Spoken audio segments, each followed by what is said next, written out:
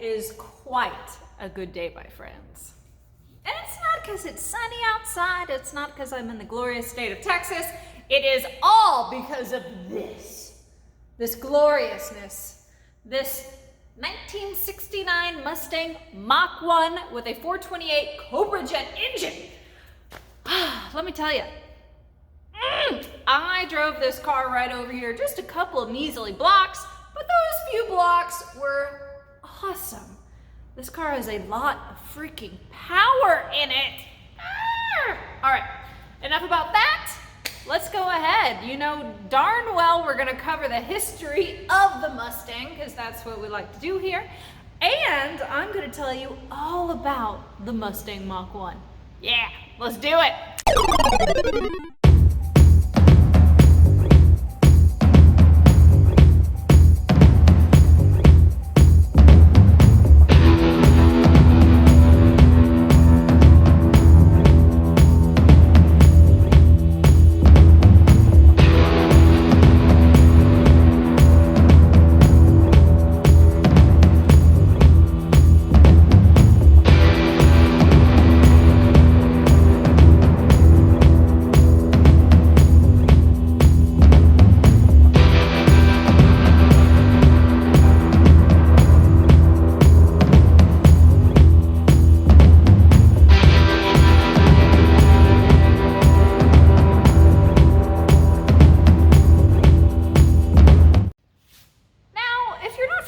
This channel, welcome. All right, what we do is we do car history. We do classic cars, sports cars, odd little German bubble cars, because I got a fondness for them. Okay, pretty much any car I can get my hand on, there is something fascinating about it, some kind of historical anecdote, and I like to share them on this channel. So go ahead and, where the heck is that subscribe button? I always forget.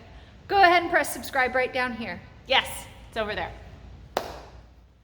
And before I dive into the history of the Mustang, I want to extend a huge thank you to Marcia Lawandos. She is the owner of this majestic pony car. She was ever so kind to let me make a video, all right? We have some of the best customers at Shook Enterprises, and they're kind enough to let me talk about their cars, and I really appreciate it. Thank you.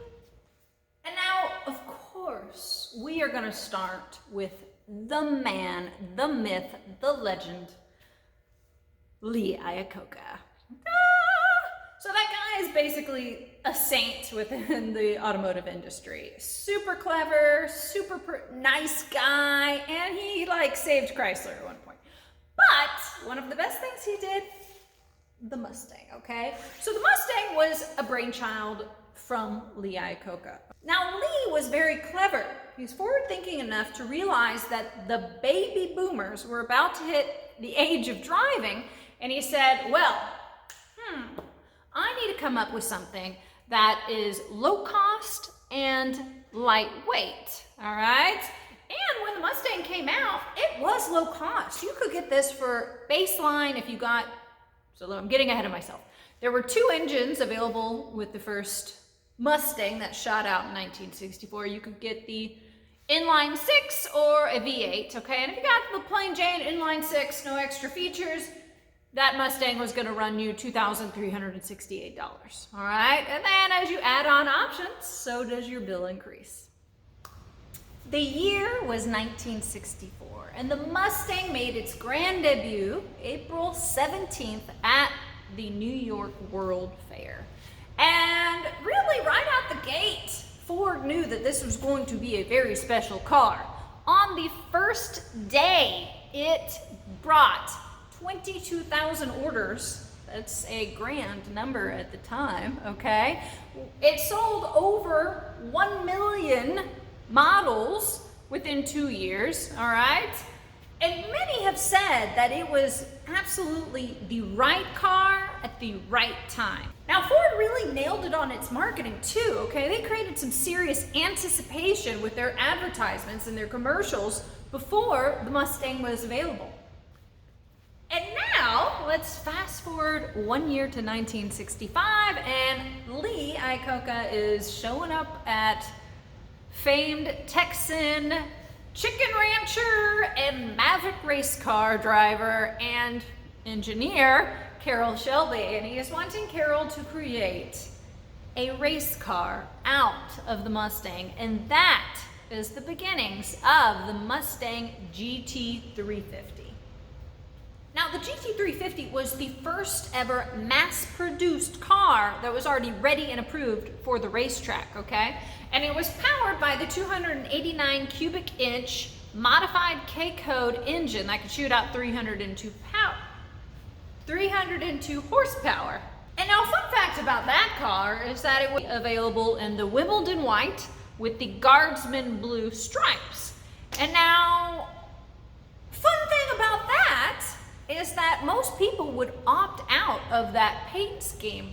Why, you might ask? There were a lot of eager cops that were very well aware of the history and the engineering behind that car that were ready to pull them over. And then in 1967, 2 years before the Mach 1 would come out, they put out the GT500. Yeah. Now, that bad boy was powered by the 427 cubic inch V8, the Cobra Le Mans engine, all right? And only 2,000 were ever created. And Carroll Shelby actually said that this was the first car he was ever proud of.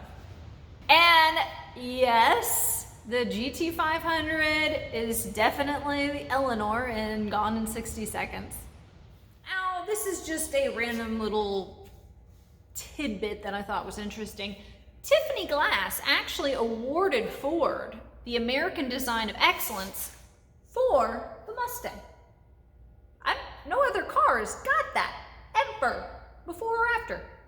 Very cool. Now, I think we can all agree that the name Mustang was clutch. All right, there have been a lot of different cars and car models that have come out with different animal names, and they nailed it on the Mustang without a doubt. Now, where did it come from, you might wonder? Well, funny story. Some advertising dude in Detroit walked into a public library and just started perusing through an animal names book, of all things. His name was John Connolly, but that guy is who you can thank for the iconic name, the Mustang. All right, now I want to share a really interesting factoid about the Mustang emblem. Now, this was created, it was designed by sculptor Charles Crestes. And Charles has a really interesting background. He was a soldier in World War II, and he is the last man to lead an infantry cavalry charge in the history of the world. Wild, right? That's wild. Now, another interesting thing about the Mustang emblem is that which direction it's facing. There was much debate on whether it should face right or left. There were some minds that said when you usually see a horse, it's running in that direction, you know, at derby races and such. Now, Lee Iaccoca said the Mustang is a wild horse. It is not a domesticated racer. And that's why it always faces to the left. All right, now let's talk about the Mach 1, shall we?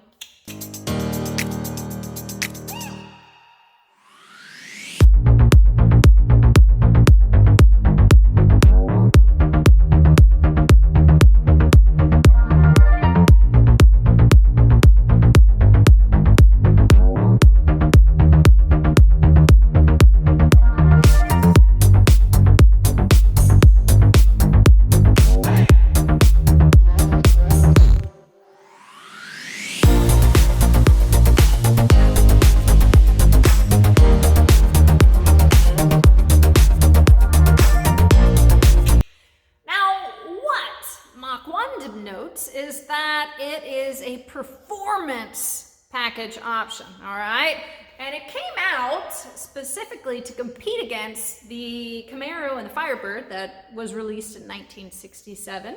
And you would see the Mach 1 adorn performance Mustangs till 1978.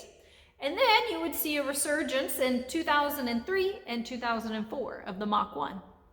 Now, the Mach 1 came in varying powertrains. You could get the 351 cubic inch 5.8 liter Windsor V8, or you could get the 351 cubic inch 5.8 liter Cleveland V8, or you could get the 390 cubic inch 6.4 liter V8, or you could get the 428 cubic inch 7 liter Cobra Jet or Super Cobra Jet engine. I remembered all of that in my head. Okay, that's impressive. Now, what is in this breathtaking pony car is the 428 cubic inch 7 liter Cobra Jet with Ram Air. And this seems like the perfect time to take a look at it. Let's.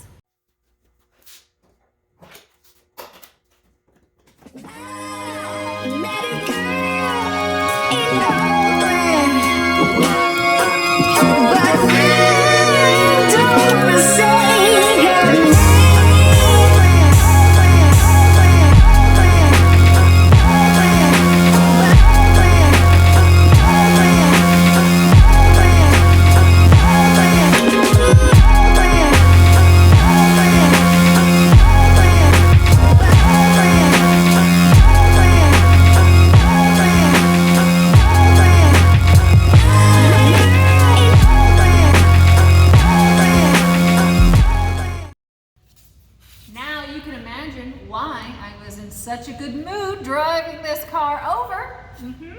So this 428 Cobra Jet engine with Ram Air is capable of 435 horsepower.